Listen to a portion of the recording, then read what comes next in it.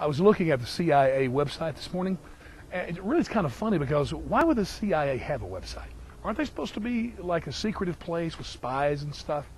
And not only that, but they had links like who we are, what we do, what we've done in our history.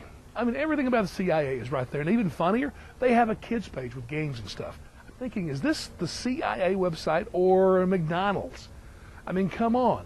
What is the CIA up to? Well, the reason I bring this up is because of this Benghazi situation that has been so politicized, and it shouldn't, because what we should do is realize who is the real culprit here besides the terrorists.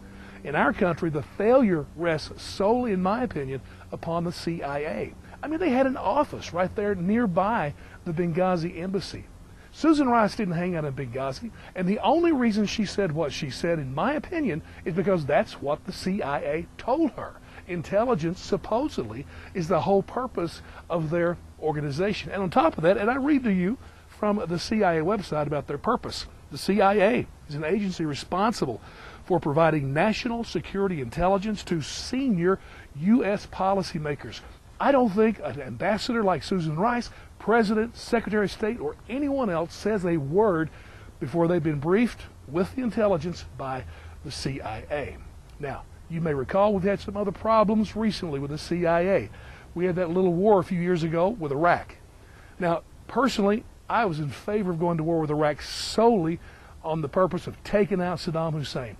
I think by taking him out, you saved American lives as well as made the whole world a safer place. No doubt about that. However, Bush went in there based on CIA intelligence, which said weapons of mass destruction were there. And of course, he would use them. Well, they weren't there. If that's the only reason we went there, then we wasted American lives. That was a terrible thing, and it should be solely upon the shoulders of the CIA. You don't blame Bush for that. They were just taking what was told them by the CIA. And then to go further back, that little 9/11 thing, where the CIA knew beforehand there were Middle Eastern guys learning to fly big planes, but didn't care about how they landed. I mean, there was tons of intelligence. We lost 3,000 American lives.